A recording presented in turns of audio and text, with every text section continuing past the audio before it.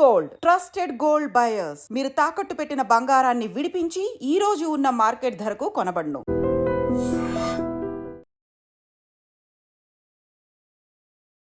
తెలంగాణలో రాజకీయాలు డిఫరెంట్గా నడుస్తుంటాయి. రోజు రోజు డెవలప్మెంట్స్ జరుగుతూనే ఉంటాయి. అయితే నిన్న కాంగ్రెస్ పార్టీకి సంబంధించి ఎవ్రీ ఇయర్ జరుగుతుంది, అది కూడా ఏం కొత్త ఏం కాదనుకోండి, కానీ సిడబ్ల్యూసి సమావేశం జరిగింది గుజరాత్ వేదికగా. సో అక్కడ కొంత రేవంత్ రెడ్డి గారు బీజేపీని టార్గెట్ చేస్తూ మాట్లాడడం అయితే జరిగింది. అది కాకుండా హెచ్సియుకి సంబంధించిన ఇష్యూ కూడా ఇంకా నడుస్తున్న సందర్భంలో ఇవన్నీ ఇష్యూస్ మీద మాట్లాడదాం. మనతో పాటు ఉన్నారు tribal finance development corporation chairman doctor Bellaiah Naik గారు మనతో పాటు ఉన్నారు. ఒక్కసారి మాట్లాడే ప్రయత్నం చేద్దాం. సార్ నమస్తే. సార్ నమస్తే. ఎట్లున్నారు? బాగున్నాను, మీరు ఎలా ఉన్నారు? Fine sir. చాలా రోజుల తర్వాత అట్లాగే కార్పొరేషన్ చైర్మన్ అయిన తర్వాత ఐ థింక్ ఫస్ట్ టైం మిమ్మల్ని మీట్ అవుతున్నాను సార్. అవునా? Yes sir. So we are so late. Unfortunate. అవును. First congratulations sir. థాంక్యూ అమ్మా. Thank you very much. ఎట్లుంది? మంచిగా ఉందా సార్? Corporation tribal welfare financial development corporation కాబట్టి డెఫినెట్లీ ట్రైబల్స్ కి సంబంధించి అంటే ముందు డిఫంక్ట్ అయిన ఉండే లాస్ట్ 10 years లో. ఇప్పుడు దాన్ని మళ్ళీ ఫంక్షన్ లోకి తీసుకొస్తున్నాం. లాస్ట్ 7 సంవత్సరాలు కంప్లీట్ ట్రైబల్ బడ్జెట్ అంతా ట్రైకార్కి ఇచ్చిన డైవర్ట్ చేసేసి ఒక్కరికి కూడా లోన్స్ ఇవ్వకుండా అసలు కార్పొరేషన్ మెయిన్ ఎజెండా ఏంటంటే అన్ఎంప్లాయిడ్ యూత్ కు సెల్ఫ్ ఎంప్లాయ్మెంట్ క్రియేట్ చేయడం కోసం సపోర్ట్ చేయడం. అది ఆల్మోస్ట్ ఆల్ 10 years లో 5 years జీరో ఇంప్లిమెంటేషన్. అసెంబ్లీలో బడ్జెట్ కేటాయిస్తారా, బడ్జెట్ని తీసుకెళ్ళి ఎటు డైవర్ట్ చేసేస్తారు, ₹1 రిలీజ్ చేయకపోవడం అనేది జరిగింది. కాంగ్రెస్ గవర్నమెంట్ వచ్చినాక మొత్తం ఈ 1.5 yearలో ఆల్మోస్ట్ ఆల్ మొత్తం రివ్యూ చేసి దాదాపు 1370 కోట్లు ఈ సంవత్సరానికి 24-25 దాన్ని ఇచ్చినటువంటి. అంటే ఈ కార్పొరేషన్ పుట్టిన కాడ నుంచి ఏ రోజు అంత డబ్బు ఇవ్వాలి. ఎప్పుడు 40 కోట్లు, 50 కోట్లు, 60 కోట్లు, 300 కోట్లు, 100 కోట్లే. ఫస్ట్ టైం రేవంత్ రెడ్డి గారి నాయకత్వంలో బట్టి గారు ఇనిషియేషన్తో 1360 కోట్లు ఇవాళ ట్రైబల్ వెల్ఫేర్ ఫైనాన్షియల్ డెవలప్మెంట్ కార్పొరేషన్కి రావడం. అందులో మేజర్గా రాజీవ్ యువ వికాసం పేరుతోని 1,15,000 మందికి వీఆర్ గివింగ్. చాలా మంది అప్లై చేసుకున్నారు సార్. ఫస్ట్ టైం 1,15,000 మందికి ఒక అకాడమిక్ ఇయర్లో బెనిఫిట్ ఇవ్వడం అనేటటువంటిది యూ కాంట్ ఇమాజిన్, అసలు ఊహించలేదు. రెండోది మొత్తం ట్రైబల్స్లో ఒక 30 తెగలు ఉంటాయి. ప్రిమిటివ్ ట్రైబల్స్ ఉంటారు, పీవీటీజీస్ అంటారు. అంటే ఇంకా సంచార దశలో జీవితాన్ని గడుపుతున్నటువంటి తెగలు, అత్యధిక వెనుకబడ్డ తెగలు. ఒక మాటలో చెప్పాలంటే ఒక్క పూట భోజనం చేస్తున్న తెగలు, హంటింగ్ మీద ప్రకృతి మీద ఆధారపడి జీవిస్తున్న తెగలు. మన దగ్గర 16,000 కుటుంబాలు ఉంటాయి. వాళ్ళ అన్ని కుటుంబానికి ఒక లోన్ ఇవ్వాలనేది మా ప్రభుత్వం తీసుకున్న నిర్ణయం సాచురేషన్ మోడ్లో. సంచార జాతులు అంటే వాళ్ళకు ప్రాపర్ గా అడ్రస్ ఉండదు, అటు ఇటు తిరుగుతూ ఉంటారు. వాళ్ళ గురించి సంచార ప్రిమిటివ్ అంటే ఇప్పుడు చెంచులు ఉన్నారు మన దగ్గర. వాళ్ళు ఏంది హంటింగ్ మీద ఆధారపడతారు. ఇప్పటికీ చిన్న చిన్న ఎలకలు అవి ఇవి తెచ్చుకొని తినేటటువంటి పరిస్థితి. సొంతంగా వ్యవసాయం చేసి పండించి తినడం అనేది చాలా తక్కువ. చేపలు పట్టడము, లేకుంటే అడవిలో తేనెలు తెచ్చుకోవడం, అడవి ఉత్పత్తుల మీద ఆధారపడడం అన్నట్టు. కాబట్టి అటువంటి తెగలను ఇంకా పూర్తి స్థాయి మిగతా ఈక్వల్ డెవలప్మెంట్లో చూడం, మనం స్పెషల్ ఫోకస్ చేయాల్సి ఉంటుంది వాళ్ళ కల్చర్ ప్రకారం. అందుకనే మేమేం చేస్తున్నామంటే వాళ్ళ ప్రతి కుటుంబానికి ఒక లోన్ ఇవ్వాలని నిర్ణయం తీసుకొని ఏ లోన్ అయితే వాళ్ళు బాగుపడతారో, ఏమి ఇస్తే అంటే మనం ఇక్కడ నుంచి 4 స్కీమ్లు ఐడెంటిఫై చేసి మీరు పెట్టుకోవాలనేది కాకుండా ప్రభుత్వం ఆర్థిక సాయం చేస్తుంది, బ్యాంకు అవసరం కూడా లోన్ ఇస్తుంది. మీరు ఏం చేసుకుంటారు, మిమ్మల్ని అడుగుతాను నేను అనుకోండి, అమ్మ మీకు మేము సపోర్ట్ చేస్తాం, ఏం చేసుకొని నువ్వు కుటుంబాన్ని పోషించుకోగలవు అనేది నేను అడిగినప్పుడు నువ్వు నీ కెపాసిటీని బట్టి ఏ పని చేసుకోగలను, ఏ వ్యాపారం చేసుకోగలను అనేది మీరు నిర్ణయించుకున్న తర్వాత అది మేము సపోర్ట్ చేసి దాన్ని ఎస్టాబ్లిష్ చేసి ఇస్తాం. ట్రైనింగ్ లాంటిది ఉంటుంది, ట్రైనింగ్ ఇస్తాము, మళ్ళీ గైడింగ్ ఉంటుంది, ఆ తర్వాత మానిటరింగ్ ఉంటుంది. అదే సార్, పైసా ఇస్తారు కానీ దాన్ని వేస్ట్ కాకుండా చూడడం కూడా వెరీ వెరీ ఇంపార్టెంట్. మేము ట్రైనింగ్ పార్ట్ని కూడా గవర్నమెంట్ తీసుకుంటున్నది ఈసారి. అయితే ఒక ఎన్జిఓతో టైఅప్ అయి తర్వాత ఒక 1-2 years వరకు కూడా మానిటరింగ్ ప్రాసెస్ చేద్దామని మేము ట్రైకార్ నుంచి తీసుకున్నాం నిర్ణయం. వెంకటరామన్ గారి అబ్బాయి నడిపిస్తుంది, ఇంటర్నేషనల్ లెవెల్ రినోవ్డ్ ఒక ఆర్గనైజేషన్ ఉంది, వాళ్ళతో మాట్లాడినాం మేము. ఇంకా టైఅప్ పెట్టుకోవాలి, దే ఆర్ రెడీ, వాళ్ళు కన్సల్ట్ ఇచ్చారు. వాళ్ళు ఏందని చేస్తారంటే ఒక ఎంఎస్ఎంఈ పెట్టిన తర్వాత 2 years దాకా వాళ్ళకు గైడ్ చేస్తారు. మార్కెట్ ఎట్లా ఉంది, మార్కెట్లో ఏం మోడిఫికేషన్స్ తీసుకోవాలి, వాళ్ళు ఎట్లా చేస్తే ఇంకింత ప్రాఫిటబుల్గా నడిపించుకోగలుగుతారు. అంటే ఈ స్కిల్స్ లేవు మాకు. పని చేయగలుగుతారు ట్రైబల్స్ కానీ ఓకే ఈ market skills, market study skills, వస్తున్నటువంటి ఇన్నోవేటివ్ మెథడ్స్ లేకపోవడం వల్ల చాలా మంది మేము లోన్లు ఇచ్చిన తర్వాత కూడా డిఫంక్ట్ అవుతున్నాయి. అవును అవును నేను చైర్మన్ అయినాక చాలా ఎంఎస్ఎంఈలు ఏవైతే మేము 50-60 లక్షలకు లోన్లు ఇచ్చి సబ్సిడీ ఇచ్చినటువంటి 50 లక్షల దాకా సబ్సిడీ ఇచ్చిన యూనిట్స్, క్లోజ్ అయిన యూనిట్స్ అన్నీ కూడా తెరిపించడం జరిగింది. నేనే తిరిగి పర్సనల్గా ఒక దగ్గర అయితే ఏం లేదు, ఒక 30,000 కరెంటు బిల్లు ఉన్నది వాళ్ళకి పెండింగ్. గవర్నమెంట్ నుంచి వాళ్ళు సప్లై చేసిన వాటికి బిల్ రాలే 5 లక్షలు. అవి లేక 20 కుటుంబాలు రోడ్డు పడ్డాయి. నేను సొంతంగా 30,000 ఇచ్చి కరెంటు బిల్లు కట్టించేసి ఇమీడియట్గా యూనిట్ని స్టార్ట్ చేయించాను. వావ్ సార్ పిఓతో మాట్లాడి 5 లక్షల లోన్ వాళ్ళకు రొటేటింగ్ ఇవ్వండి అని చెప్పి ఇస్తే ఇమీడియట్కి ఇస్తే ఆ యూనిట్ ఇప్పుడు 20 ఫ్యామిలీస్ మళ్ళీ నడుస్తున్నాయి.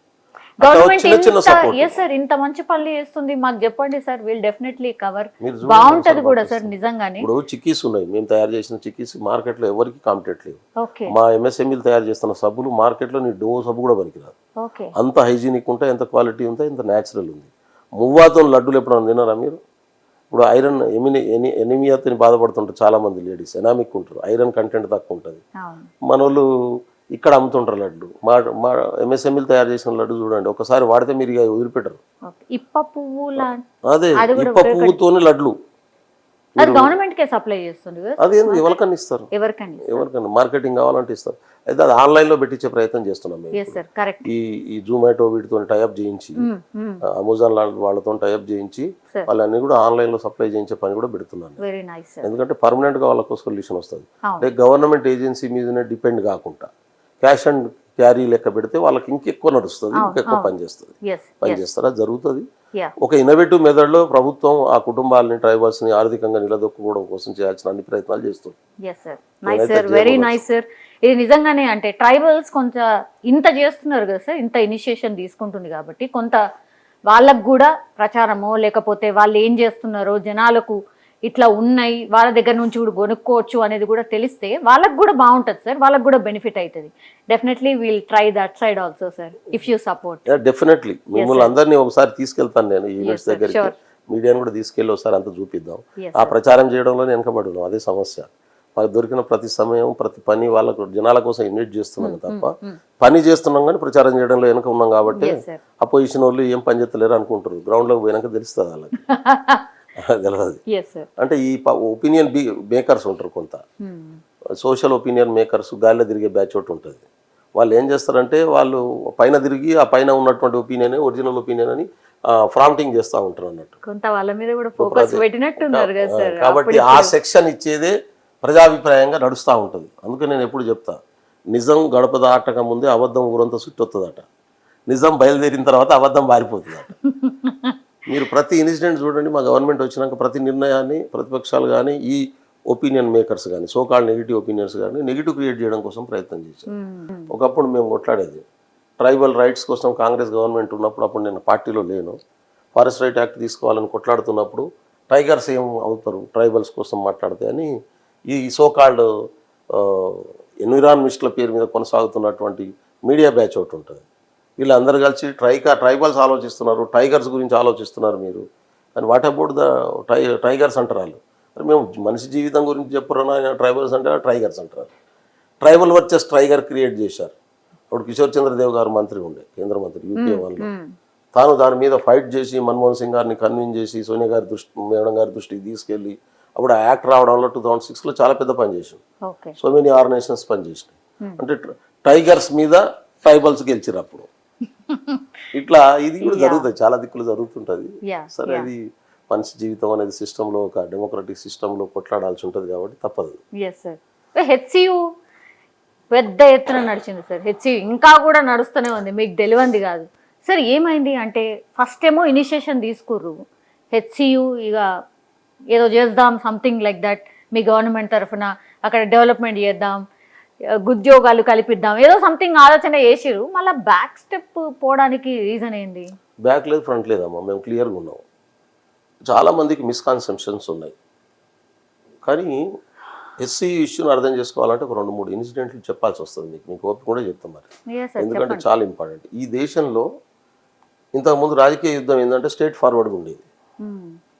ఇప్పుడు రాజకీయ యుద్ధం స్ట్రేట్ ఫార్వర్డ్ లేదు, కుట్రలు కుతంత్రాలతో చేస్తూ ఉన్నారు.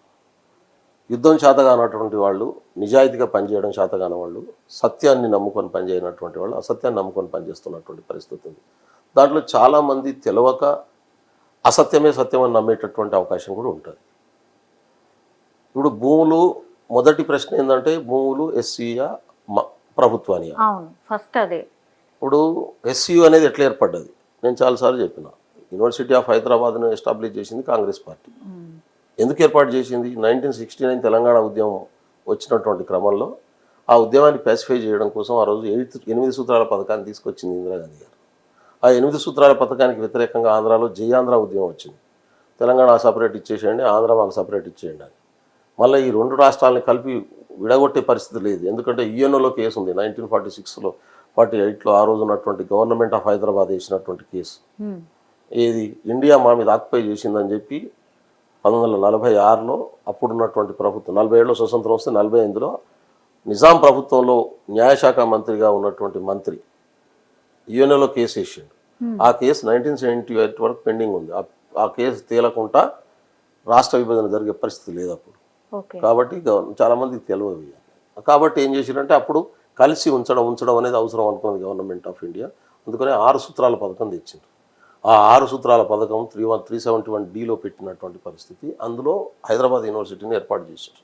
అందులో సెకండ్ పాయింటే university of Hyderabad establishment, education పరంగా ప్రియారిటీ ఇవ్వడం కోసం తెచ్చినటువంటి దానికి 2324 ఎకరాలు 20 ఎకరాల భూమి ఆ రోజు ఉన్నటువంటి ప్రభుత్వం ఇచ్చింది. ఒక ఎగ్జిక్యూటివ్ ఆర్డర్ ద్వారా ఇచ్చింది. ఆ భూమిని అప్పుడే రిజిస్ట్రేషన్ చేసి ఉంటే అయిపోయేది. ఆ వీసీ అప్పుడే కంట్రోల్లో కట్టుకొని వాళ్ళ కంట్రోల్లో పెట్టుకుంటే అయిపోయేది. అది జరగలేదు. 2024లో ఆ రోజు ఉన్నటువంటి తెలుగుదేశం ప్రభుత్వం ఆ రోజు ఉన్నటువంటి అవసరాల రీత్యా యూనివర్సిటీ నుంచి 534 ఎకరాల భూమిని తీసేసుకున్నది. దానికి బదులుగా 397 ఎకరాల భూమిని యూనివర్సిటీకి ఇచ్చింది. ఇంకో సర్వే నెంబర్ 25 తీసుకున్నది. సర్వే నెంబర్ 36-37లో ఉన్నటువంటి భూమిని యూనివర్సిటీకి ఇచ్చింది. యూనివర్సిటీకి ఆ రోజు ఉన్నటువంటి ఉమ్మడి ఆంధ్రప్రదేశ్ ప్రభుత్వానికి జరిగినటువంటి అగ్రిమెంట్. అది మేము చేసింది కాదు, కాంగ్రెస్ పార్టీ చేసింది కూడా కాదు. తెలుగుదేశం పార్టీ అధికారంలో ఉన్నది, చంద్రబాబు నాయుడు గారు ముఖ్యమంత్రిగా ఉన్నాడు. చంద్రబాబు నాయుడు గారు చేశారు పని. భూమి తీసుకున్నాడు ఆయన. ఆ ప్రభుత్వం తీసుకొని ఒక ప్రైవేట్ కంపెనీకి 400 ఎకరాల భూమిని స్పోర్ట్స్ డెవలప్మెంట్ పేరు మీద అమ్మేసిండు. 400 ఎకరాలు అమ్మేసిండు. ఎకరం 50,000 చొప్పున 400 ఎకరాల భూమిని సేల్ డీడ్ చేసిండు, అమ్మేసిండు. మామిడిపల్లిలో 450 ఎకరాలని సేల్ డీడ్ చేసిండు. అదేంది అగ్రిమెంట్ ఆఫ్ సేల్ చేసిండు. 2004లో ఎన్నికలు జరిగినాయి. మేము అధికారంలోకి వచ్చినాం. కాంగ్రెస్ పార్టీ, రాజశేఖర రెడ్డి గారు ముఖ్యమంత్రి అయ్యిండు. అయిన తర్వాత 2006లో ఆ భూమిని, ఆ సేల్ డీడ్ను క్యాన్సల్ చేసి ప్రభుత్వం మీకు ఇయ్యదు, ఇది మేమే డెవలప్ చేస్తామని వెనక్కి తీసుకున్నాం. ప్రభుత్వం అమ్మింది, గత ప్రభుత్వం అమ్మితే మా ప్రభుత్వం వెనక్కి తీసుకున్నది. కాంగ్రెస్ పార్టీ ప్రభుత్వం వెనక్కి తీసుకున్నది. అగ్రిమెంట్ ఆఫ్ సేల్ను క్యాన్సల్ చేసింది, ప్లస్ ఈ అమ్మినటువంటి భూమిని వెనక్కి తీసుకున్నది. సరే, కొన్నా ఆయన, నేను ప్రభుత్వం దగ్గర కొన్నా, డెవలప్మెంట్ కోసం కొన్నా, నేను డబ్బులు కట్టినా, నా భూమి నాకే ఇవ్వాలి, ప్రభుత్వం ఒకసారి అమ్మేసినాక ఎట్లా వెనక్కి తీసుకుంటుందని కోర్టుకు పోయాడు. కోర్టుకు పోతే రాజశేఖర రెడ్డి గారు ఉన్నప్పుడే కోర్టుకు పోయిండు. 2006లోనే ఆయన కోర్టులో నడుస్తుంది. తెలంగాణ రాష్ట్రం ఏర్పడ్డది. ఏర్పడ్డ తర్వాత 10 సంవత్సరాలు టీఆర్ఎస్ వాళ్ళు అధికారంలో ఉన్నారు. ఆయన హైకోర్టులో పోయిండు, అటు నుంచి సుప్రీంకోర్టు దాకా పోయిండు. ఏ ప్రభుత్వం, ఆ తర్వాత తెలుగుదేశం ప్రభుత్వం కావచ్చు, కాంగ్రెస్ ప్రభుత్వం కావచ్చు, టీఆర్ఎస్ ప్రభుత్వం కావచ్చు, దాన్ని కొట్లాడి వెనక్కి తీసుకొచ్చేటటువంటి ప్రయత్నం చేయలే. ఎవరు కూడా చేయలేదు. మేము చేసినాం. రేవంత్ రెడ్డి గారు ముఖ్యమంత్రి కాగానే ఎక్కడెక్కడ భూములు అన్యాక్రాంతం అవుతున్నదో ఆలోచించి ఆ అన్యాక్రాంతమైన ప్రభుత్వ భూముల్ని ప్రభుత్వ పరం చేయడం కోసం హైడ్రా వేస్తే అందరూ అప్రిషియేట్ చేశారు. తర్వాత దాన్ని పొలిటిసైజ్ చేసే ప్రయత్నం చేశారు.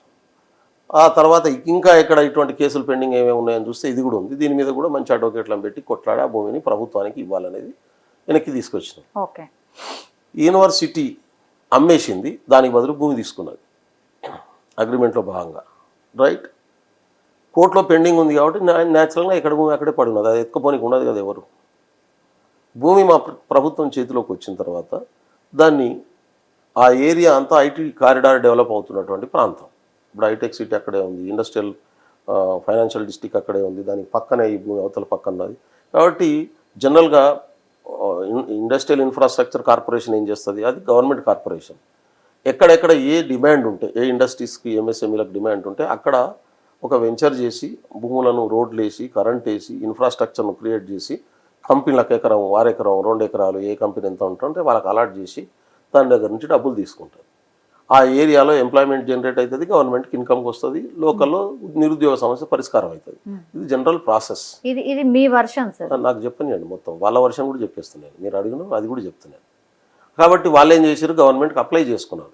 అది కార్పొరేషన్ గవర్నమెంట్కి మా భూమి కావాలని అప్లై చేస్తే గవర్నమెంట్ ఏం చేసింది, అలాట్ చేసేటటువంటి ముందే రెవెన్యూకి ఇన్స్ట్రక్షన్ ఇస్తే రెవెన్యూ డిపార్ట్మెంట్ వాళ్ళు 2024లోనే పోయి గవర్నమెంట్ వచ్చిన తర్వాత కేసు వచ్చినాక అటు యూనివర్సిటీ వాళ్ళతో మాట్లాడి మళ్ళా కూర్చొని పంచనామా చేసి ఈ 400 ఎకరాల భూమిని సర్వే చేసి ఇండస్ట్రియల్ డిపార్ట్మెంట్కి ఇచ్చేసారు.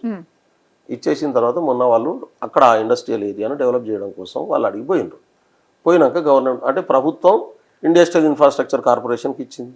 కార్పొరేషన్ డెవలప్ చేయాలి. ఇది ఎవరు పంచనామా చేసి, అటు యూనివర్సిటీ రిజిస్ట్రార్ ఉన్నాడు, ఇటు ప్రభుత్వం నుంచి లోకల్ శేర్లింగంపల్లి ఎంఆర్ఓ ఉన్నాడు. వీళ్ళు జనరల్గా అధికారులు పంచనామా చేసి ఇస్తారు. ముఖ్యమంత్రి మీరు నేను పోవాడ చేసి ఇచ్చేసారు. ఇచ్చి కూడా ఆల్మోస్ట్ 7 నెలలు అయింది. అది వాళ్ళు ఇప్పుడు డెవలప్మెంట్కి పోతే ఇది యూనివర్సిటీ భూమి, మా భూమి మాకు కావాలి, మేము ఇవ్వడానికి వీల్లేదు అని చెప్పి మొదలుపెట్టారు. ముందేమో యూనివర్సిటీ భూమి అని వచ్చిండ్రు. ఇది చాలా మందికి తెలియదు కాబట్టి అది యూనివర్సిటీ భూమి అనుకుంటారు. నేను కూడా అనుకున్నాను. తప్పేం లేదు. ఎందుకంటే గతంలో ప్రభుత్వం యూనివర్సిటీకి ఇచ్చింది భూమి. అది దాని నుంచి గత ప్రభుత్వానికి మరి ఆ రోజున అధికారుల సమస్య ఉన్నదో, ఆ రోజున మేధావులు ఎందుకు మాట్లాడలేదు నాకు తెలియదు. కానీ ఆ భూమి చంద్రబాబు నాయుడు ప్రభుత్వానికి అప్పచెప్పి ఆ ప్రభుత్వం ప్రైవేట్ కంపెనీకి అమ్ముకునేదాకా పోయింది. అంటే అమ్ముకున్నోడు మంచినే ఉన్నాడు, కొనుక్కున్నోడు మంచినే ఉన్నాడు. దాన్ని కాపాడడం కోసం పనిచేసిన మా ప్రభుత్వం మాత్రం ఇవాళ శిలక్కొయ్య మీద దాన్ని నిలబెట్టినటువంటి పరిస్థితి ఉంది. మేము తప్పు చేసినామని మేము ఎక్కడ తప్పు చేయట్లేదు. మేము ప్రజల ప్రయోజనం యాంగిల్లో పనిచేస్తున్నాం. సరే, యూనివర్సిటీ విద్యార్థులు కానీ మేధావులు కానీ ఇది మా భూమి అని వచ్చిండ్రు. సరే, మా భూమి అనేటంటే అప్పుడు ఈ విషయం జరిగిన పరిణామం అంతా ప్రభుత్వం ముందు పెట్టింది. అప్పుడు ఏమన్నారు, ఇది మాది కాదు, ఇక్కడ అడవి ఉన్నది, కొట్టడానికి వీల్లేదు, ఇది పర్యావరణ సమస్య అవుతుంది అని చెప్పి మాటలు వస్తున్నాయి. అక్కడ సింహాలు ఉన్నాయి, జింకలు ఉన్నాయి, లేళ్ళు ఉన్నాయి, నెమళ్ళు ఉన్నాయి, ఏనుగులు ఉన్నాయి. కొన్ని వీడియోలు అయితే ఏనుగులు కూడా కనబడుతున్నాయి, నాకైతే తెలియదు. ఇవాళ అడవి ఉన్న కాడ ఎక్కడన్నా జింకలు లేళ్ళు నెమళ్ళు ఉండడం అనేది సహజమైన ప్రక్రియ. దాన్ని ఏం కాదనను. ఎకాలజికల్ బ్యాలెన్స్ ఉండాల్సిందే. ప్రకృతిని మనం ప్రేమించేటోళ్ళం, ప్రకృతి ఉంటేనే మనం అంతా బతుకుతాం. మొత్తం విషవాయుల్ని చిమ్మే చెట్లు చైనా నుంచి తెప్పించి మొక్కల పేరు మీద హైదరాబాద్ అంతా నాటి, తెలంగాణ అంతా నాటిన వాళ్ళు, ఆక్సిజన్ను పీల్చుకొని కార్బన్ డైఆక్సైడ్ను రిలీజ్ చేసే మొక్కలు నాటిన వాళ్ళు మంచినే ఉన్నారు. దాని పేరు మీద పైసలు ఎత్తుకొని సొంత ఆస్తులు కొనుక్కొని ఫామ్ హౌజులు కొనుక్కున్న వాళ్ళు మంచినే ఉన్నారు. కానీ ఇక్కడ మాత్రం పర్యావరణం దెబ్బతింటుంది అని చెప్పి ఇలా మా ప్రభుత్వాన్ని బదనాం చేసే పనిలో పెట్టుకున్నారు. ఆ చెట్టు కూడా నరకడానికి వీల్లేదు, నేను ఒప్పుకుంటాను. కానీ దీని వెనకాల 400 ఎకరాలు ఇలా 20 సంవత్సరాల నుంచి యూనివర్సిటీ భూమిని గుంజేసి ప్రైవేట్కి ఇస్తే ఎందుకు మాట్లాడలే? అది ఏదో ప్రైవేట్ కంపెనీ వాడు అప్పుడే డెవలప్ చేసుకుంటే మాట్లాడే అవకాశం ఉండకపోయేది. రాజశేఖర రెడ్డి ప్రభుత్వం, కాంగ్రెస్ ప్రభుత్వం ఆ రోజు కాపాడడానికి ప్రయత్నం చేయకుండా ఆగిపోయేది. అది ఇవాళ దాన్ని కొట్లాడకుండా మేము కేసీఆర్ లెక్క క్రిట్ పోకోలో మాకు ఏమైనా దొరుకుతుందేమో అని చెప్పి వెనక నుంచి ఆలోచించి వదిలేసున్నా పంచాయతీ ఉండకపోయేది. అంతే కదా.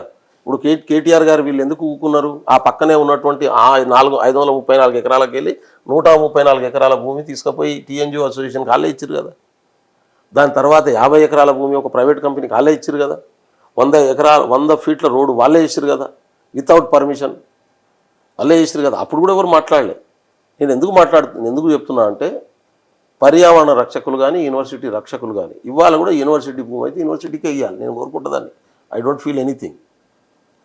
పర్యావరణాన్ని బ్యాలెన్స్ ఆడ ఉంటే అది దెబ్బతినకు ఉండాల్సిందే, తప్పేం లేదు. నేనేమంటే దానికి ఒక ప్రొసీజర్ ఉంటుంది. నేను ఫస్ట్ డే అడిగినప్పుడే చెప్పినాను. నేను చాలా పెద్దలు అడిగితే, అవును సార్ మీరు చాలామంది అక్కడే పనిచేశారు కదా, ఆ రోజు ట్రాన్సాక్షన్ మీద ఎందుకు ఆపలే?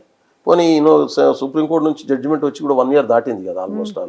గవర్నమెంట్ వచ్చినాక 3 నెలలే తీసుకొచ్చింది కదా రేవంత్ రెడ్డి ఎమ్మడిపడి. మరి ఇమీడియట్గా గతంలో మాది ఉండనే ఇది మాకు అప్పచెప్పండి అని చెప్పి ఒక అప్లికేషన్ పెట్టుకుంటే అయిపోయేది కదా. ఇంత పంచాయతీ అక్కర్లేదు కదా. మేమేం ప్రెస్టేజ్కి పోయేటోళ్ళం కాదు. మా ముఖ్యమంత్రి ఇప్పుడు 7 నెలల క్రితం వాళ్ళకి ఇచ్చిండ్రు. 7 నెలల కంటే ముందు నువ్వు పెట్టినా నీకే అసలు యూనివర్సిటీ ఉంది, ఆడ చెట్లు పుట్టలు ఉన్నాయి, యూనివర్సిటీకి ఎప్పుడన్నా మళ్ళీ ఇంకోసారి భూమి దొరకదు, ఉండదని ఇచ్చేటోళ్ళు కదా. పోనీ ఇంత గొడవ అయిన తర్వాత ఈ భూమి మాకు అలాట్ చేయండి అని ఇప్పుడైనా లెటర్ పెట్టండి అని చెప్పినాను. అది క్యాన్సల్ చేయండి, ఐఐసిసికి ఇవ్వండి, ఇక్కడ ఎన్విరాన్మెంట్ ఉంది, ప్లస్ యూనివర్సిటీ ఎక్స్పాన్షన్కి మాకు జాగా దొరకదు. తర్వాత ఇప్పటికైనా ఒక అప్లికేషన్ ఇవ్వండి. అంటే కాన్స్టిట్యూషనల్ సిస్టంలో ప్రొసీజర్ ప్రకారం జరగాల్సిన పని ప్రొసీజర్ ప్రకారం జరగాలి. బదన ఇప్పుడు 2 పద్ధతులు ఉన్నాయి. మీలో ఏమైనా లోపం, నాలో ఏమైనా లోపం ఉందనుకో, నేను ఎక్కడ చెప్పాలి? మీ షోలో చెప్పాలి. మీకు ఏమైనా అవసరం ఉందనుకో, మిమ్మల్ని బదనాలు చేయాలంటే పబ్లిక్లో చెప్పాలి. ఈ పబ్లిక్లో చెప్పేటటువంటి వాళ్ళంతా, ఎందుకంటే మేము మాకు అడిగిన తర్వాత మేము చేయలేదనుకో మా తప్పు అవుతుంది. మేము ఖచ్చితంగా చెప్తున్నాం మా తప్పు అవుతుంది. మేము పర్యావరణాన్ని కాపాడుకోవాలని కోరుకునే వాళ్ళం, యూనివర్సిటీస్ బలోపేతం కావాలని కోరుకునే వాళ్ళం, రాజ్యాంగబద్ధ సంస్థలని మరింత బలోపేతం కావాలని కోరుకునే వాళ్ళం. ఈ రోజు కూడా we are not against students, are not against anybody. కానీ ఇక్కడ ఒక విషయాన్ని నేను గుర్తు చేయదలుచుకున్నది ఏంటంటే, ఎవరో ఎవరి రాజకీయ ప్రయోజనాల కోసము ప్రొవోకేట్ చేస్తే ఆ ప్రొవోకేషన్లో పడొద్దని చెప్తున్నాను. ఇది ఎటువంటి మూమెంట్ను తయారు చేశారంటే అన్నా హజారే లాంటి మూమెంట్.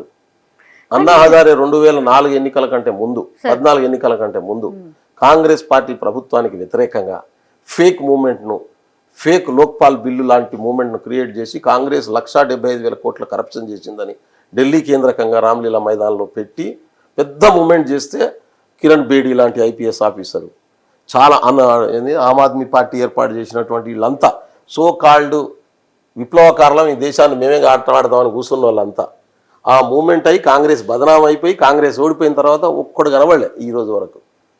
30 రూపాయలకు పెట్రోల్ దొరుకుతుంది అనుకున్నటువంటి ఆ స్వామి వాడేది నగ్నంగా తిరుగుతుంటాడు. వాడేది ఒక పెట్టుకొని కోట్ల రూపాయలు సంపాదించాను కదా కంపెనీ పెట్టుకొని, అదే యోగా చేస్తుంటాడు కదా, ఏంటంటే పొట్ట తిప్పుతుంటాడు బాబా అనేది పాడవాలి. ఏడున్నాడు, అరే మోడీ వస్తే 30 రూపాయలు 40 రూపాయలకు పెట్రోల్ వస్తుంది అనుకున్నాడు కదా, అప్పుడు 135 రూపాయలు డాలర్ ఉండే పెట్రోల్ క్రూడ్ ఆయిల్ ధర ఇవాళ 61 రూపాయలు ఉన్నది. ఇప్పటికి కూడా రాలే కదా 12 సంవత్సరాలు అయిన తర్వాత. క్రూడ్ ఆయిల్ ధర ఇప్పుడు అంతర్జాతీయ మార్కెట్లో ఎంత ఉన్నది? 61 రూపీస్ నిన్నటి రేటు చెప్తున్నాను. అప్పుడు ఎంత ఉన్నది? ఇవాళ ఎంత ఉన్నది? పెట్రోలు 107 110 రూపాయలు ఉన్నది. ఈ రోజు కూడా 40 రూపాయలు కాలే కదా. ఆ రోజు ఎంత ఇచ్చినాం మేము పెట్రోల్ మీద ట్యాక్స్? 9 రూపాయల 10 పైసలు. ఈ రోజు ఉన్నది 45 రూపాయలు స్టేట్ ట్యాక్స్, 45 రూపాయలు సెంట్రల్ ట్యాక్స్, మొత్తం కలిపి ఇదే 100 రూపాయలు. అసలు ఒరిజినల్ కాస్ట్ 30 రూపీస్ లేదు దాన్ని. మరి మేము వేసిన 90 రూపాయలు వేసి ఇవ్వాలి, ఇయ్యరాదు? స్టేట్ అండ్ సెంట్రల్ ట్యాక్స్ ఎగిరిపోతుంది కదా. ఏమో సార్, పార్టీలు కొట్టుకుంటున్నాయి కానీ ప్రజలు మాత్రం నష్టపోతుంది మాత్రం ప్రజలే సార్. మీరు ఏదన్నా అనుకోండి అంటే మళ్ళీ అట్లా మీరు జనరలైజ్ చేయదు. ఐఎమ్ స్పీకింగ్ అనే పర్టికులర్ ఇష్యూ, నేను జనరలైజ్ చేసి మాట్లాడట్లేదు. నేను అదంతా తిరిగి మళ్ళా పడుతుంది ఎవరు మీద తప్పించుకోవడం కోసం మాట్లాడే మాట్లాడు. నేనేమంటే పబ్లిక్ అర్థం చేసుకోవాల్సింది, మీరు ఒక ఇండిపెండెంట్ జర్నలిస్ట్, మీ ఇంటెన్షన్ ఏంది? జనాలకు మీరు జరగాలి, వాస్తవాలు తెలవాలి. నా ఇంటెన్షన్ ఏంది? నేను I'm a representative of public, నేను పబ్లిక్ సేవకుని, కాబట్టి పబ్లిక్ వాస్తు తెలవాలి. 400 ఎకరాలు మీరు అంటే ఏదో డెవలప్మెంట్ కోసం తీసుకుందాం అనుకున్నాం. ఇప్పుడు మేము తీసుకోలే, అది ప్రభుత్వ భూమిగా గత ప్రభుత్వం తీసుకున్నది, దాని డెవలప్మెంట్ ముందుకు పోయింది. ఎగ్జాక్ట్లీ సార్, అది ప్రైవేట్ వాళ్ళు తినేద్దామని కుట్ర చేస్తే అదంతా ఓకే సార్. 400 ఎకరాలల్లో 20 ఏళ్ల నుంచో లేకపోతే అసలు 50 ఏళ్ల నుంచి ఏ హ్యాపెనింగ్ లేదు అక్కడ. ఆబ్వియస్లీ చెట్లు ఉంటాయి, మీరు అన్నట్టుగా నెమళ్ళు ఉంటాయి. మరి అట్లాంటప్పుడు సార్ అక్కడ కొన్నైనా వన్యప్రాణులు ఉంటాయి, పైన డ్రోన్లో లేకపోతే ఇంకేటో మీ వ్యవస్థ ద్వారా అన్ని చూసుకొని ఉంటారు కదా, అవి తరలించో, చెట్లను ఏం చేయాలా సంథింగ్ ఏదో చేసో అట్లా ముందుకు పోవాల్సింది కదా. బుల్డోజ్గా మీరు ఉగాది రోజున హాలిడేస్ ని చూసుకొని అట్లా చేసిండ్రు అనేది యు నో కదా సార్, అట్లనే కదా. అట్లా చేయలేదమ్మా. ఇప్పుడు ఏంటంటే ఇదే మిస్కన్సెప్షన్. మార్ఫింగ్ మీడియా క్రియేట్ చేసినటువంటి హ్యాపీనెస్ ఒక ఇమేజ్ ఒకటి దేశవ్యాప్తంగా. అరే టైమ్స్లో కూడా ఎప్పుడన్నా తెలంగాణ గురించి మాట్లాడగలిగినారా మీరు? గంటలు స్టోరీలు చేసిండు దీని మీద.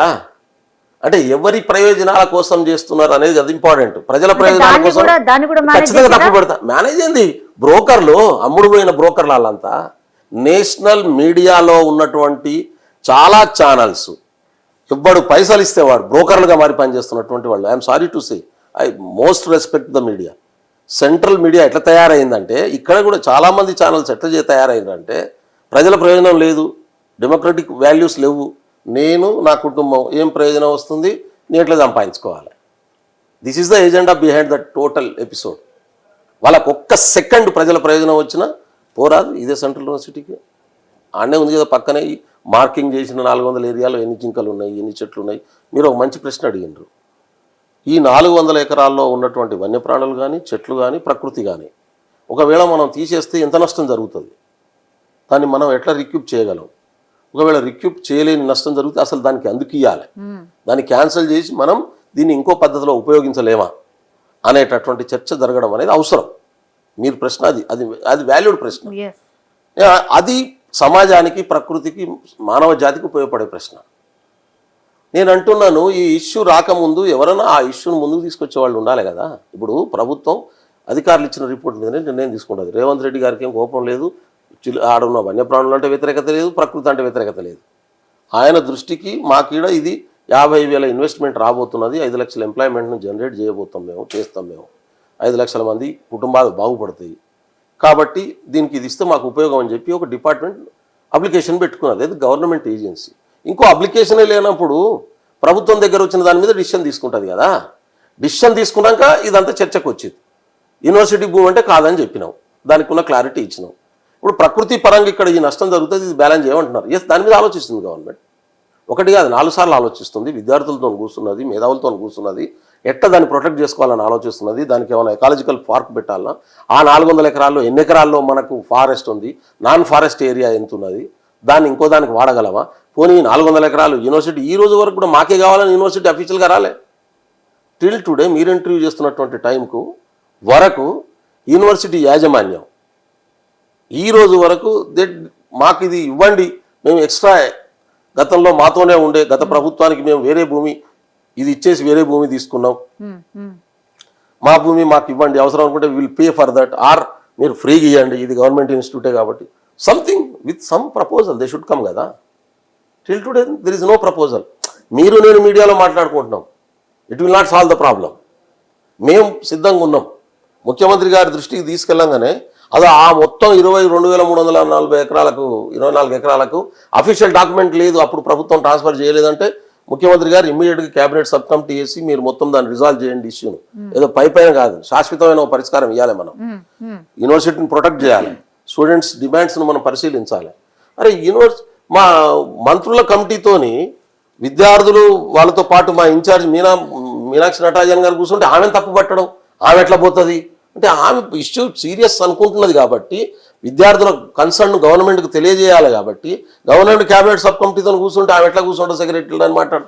బీజేపీ వాళ్ళకు తలకాయ లేదు, మినిమం నాలెడ్జ్ లేదు, అందరూ ఎంపీలు అయిపోయారు. మళ్ళా ఎట్లన్నా నాకు అర్థం కాదు. ఇప్పుడు ఇష్యూ ఉన్నప్పుడు నువ్వు రిజాల్వ్ చేస్తావు, నువ్వు చేయవు. గవర్నమెంట్లో ఉన్నటువంటి విద్యార్థులతో ఆమె కూర్చున్నది, మాట్లాడింది. మా ప్రభుత్వం తీసుకున్నటువంటి నిర్ణయం ఇది కాదు, ఇట్లయితే బాగుంటుందని చెప్పి స్టూడెంట్ చెప్తున్నారు, ఇంటలెక్చువల్ చెప్తున్నారు. క్యాబినెట్ సబ్ కమిటీ రిజాల్వ్ చేయడం కోసం ప్రభుత్వం వేసింది. ఆ మంత్రులతో ఆమె కూర్చొని ఆ విద్యార్థులందరూ కూర్చుంటే ఆమె ఎట్లా కూర్చుంటుందని మాట్లాడితే దట్ ఈస్ మీనింగ్లెస్. మరి ఆమె పెత్తనం చేస్తుందంటారు, లేకుంటే ముఖ్యమంత్రిని తీసేస్తున్నారు అంటే ఇవన్నీ పిచ్చి ప్రశ్నలు, పిచ్చి ఆలోచనలు. అందుకనే నేను అంటున్నాను కదా, నిజం గడప దాకట ముందు అబద్ధం ఊరంతా చుట్టొస్తుంది అంటారు చూడు. ఆ పద్ధతిలో బదనాం చేయడమే ఎజెండాగా పెట్టుకున్నట్టు ఒక 1% ఉన్నటువంటి ఏజెంట్లు ఎత్తుతున్నారు. దీని వెనకాల రాజకీయ కుట్ర ఉందంట. నేను ఏం రాజకీయ కుట్ర అంటే, వేముల రోహిత్ ఆ యూనివర్సిటీలో చనిపోయింది, మీకు ఐడియా ఉంది కదా. అప్పుడు 2 సార్లు రాహుల్ గాంధీ గారు వచ్చారు, మీకు తెలుసు కదా. ఆ తర్వాత ఆయన చావుకు వచ్చే పరిస్థితి క్రియేట్ చేసింది కుల అణచివేత, క్యాస్ట్ హెజిమోనీ. అక్కడ ఉన్నటువంటి ఆయన కులపరంగా ఆయన ఆత్మనిర్ణతకు గురి అయి సూసైడ్ చేసుకునేటటువంటి పరిస్థితిని క్రియేట్ చేసినటువంటి వాళ్ళ మూలాలను ఎక్కడున్నాయి? ఆ రోజు బీజేపీ ఆర్ఎస్ఎస్తోనే ఉన్నాయి. ఆ రోజు తర్వాత బీజేపీ ఆర్ఎస్ఎస్గా యూనివర్సిటీలో ఎంటర్ కావడానికి అవకాశం లేదు.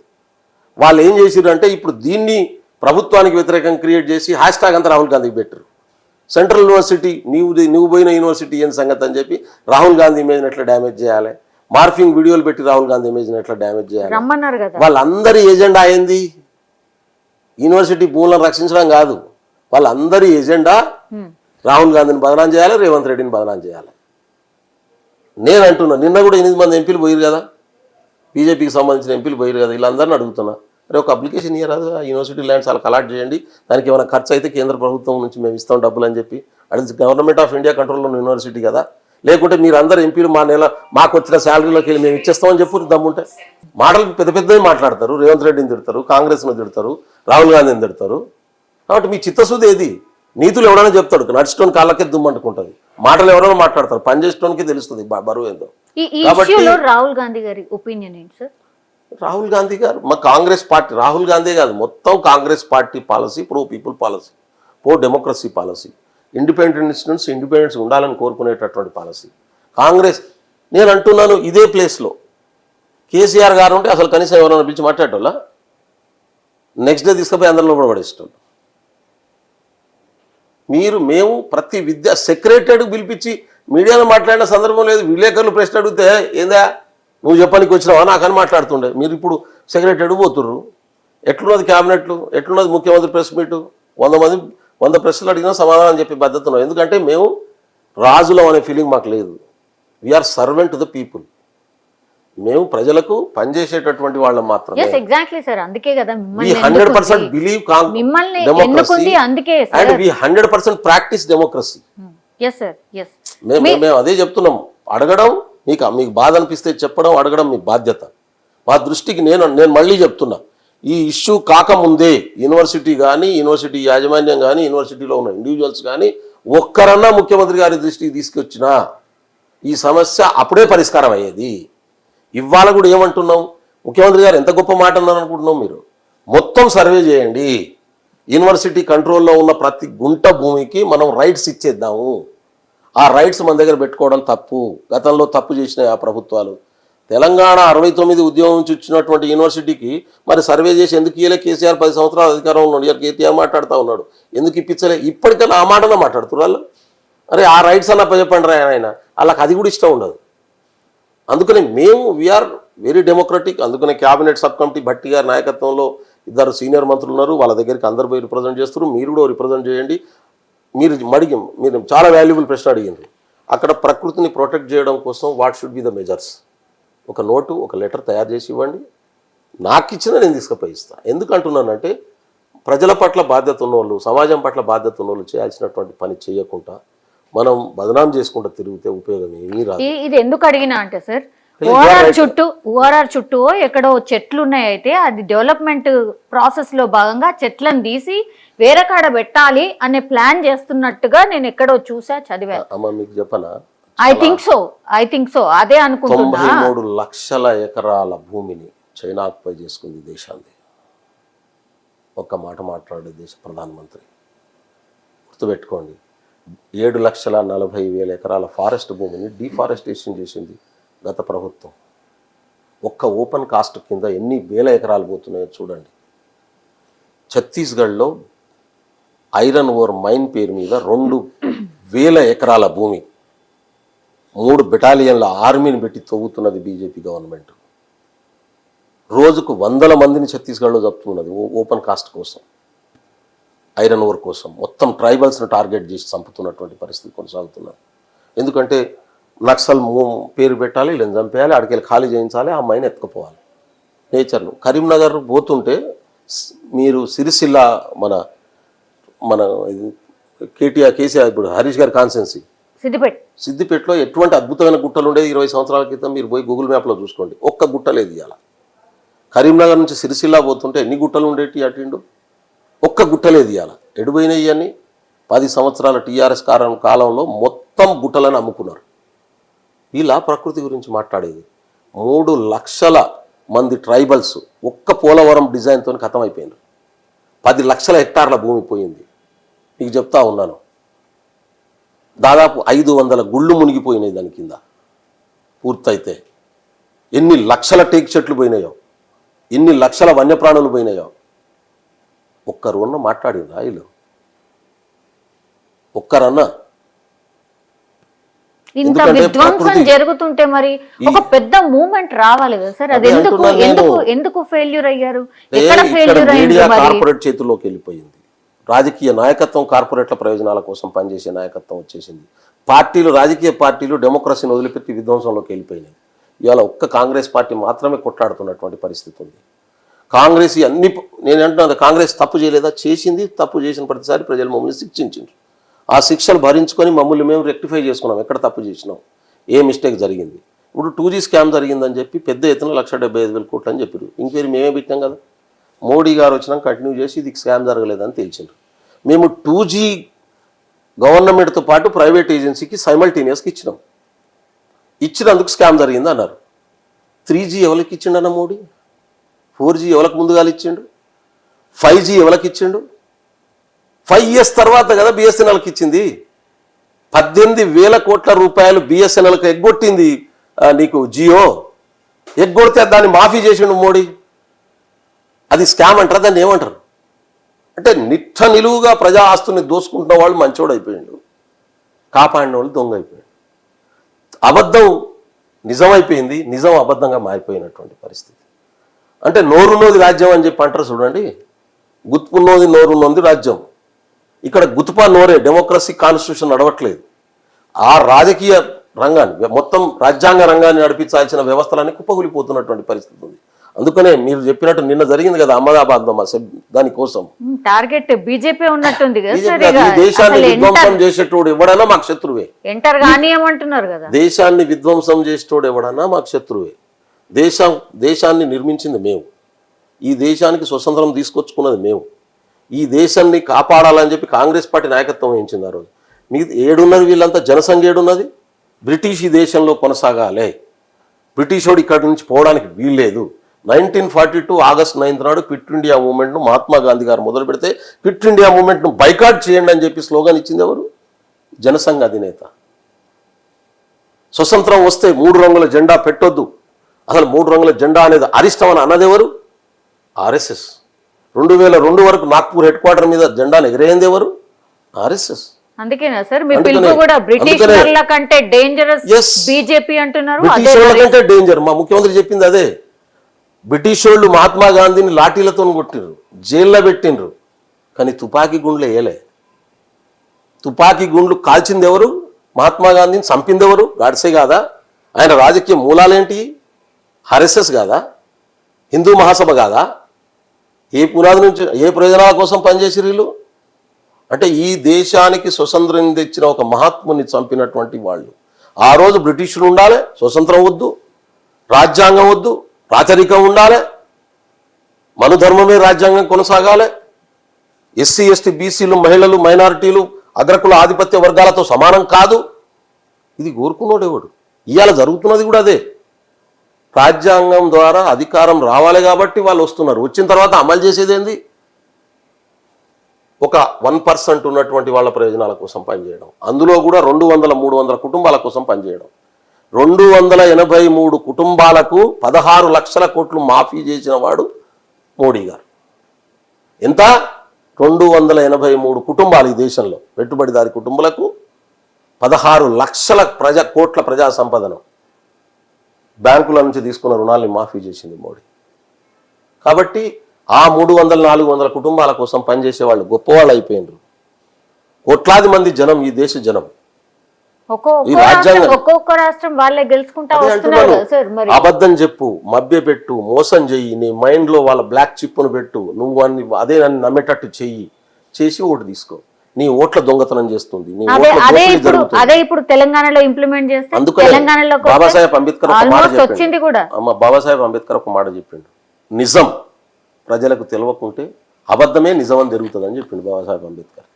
ఇవాళ అబద్ధమే నిజం అని భ్రమింపజేసేటటువంటి పని జరుగుతున్నప్పుడు నిజం ఉన్నదనే విషయాన్ని, నిజమేందో కూడా చెప్పాల్సిన బాధ్యత ఉన్నది. అందుకనే ఇవాళ మా మల్లికార్జున ఖర్గే గారి నాయకత్వంలో నేను గాంధీనగర్లో అహ్మదాబాద్లో జరిగినటువంటి మీటింగు సబర్మతి నది దగ్గర నిజాన్ని ప్రచారంలో ఉంచడం, నిజాన్ని ప్రజలకు చేర్చడం, నిజం ప్రజల వరకు చేరేటట్టు చేయడం అనేది కూడా అవసరం. అందుకనే అబద్ధం ఎంత దుర్మార్గంగా ఈ దేశంలో ముందుకు పోతుందో కూడా చెప్పడం అనేది బాధ్యత అనుకున్నాం. దానికి నిజాన్ని చెప్పడానికి ధైర్యం కావాలి, నిజం మాట్లాడడానికి చాలా ధైర్యం కావాల్సి ఉంటుంది. అబద్ధం నోటికి ఏది పడితే అది మాట్లాడేటోళ్ళకి ఏదైనా మాట్లాడతారు. కాబట్టి ఇవాళ నిజం మాట్లాడేటటువంటి వాళ్ళు మాత్రమే ఇక్కడ ఉండండి అనే మాట ఎందుకు ఎంత గట్టిగా చెప్తున్నాం?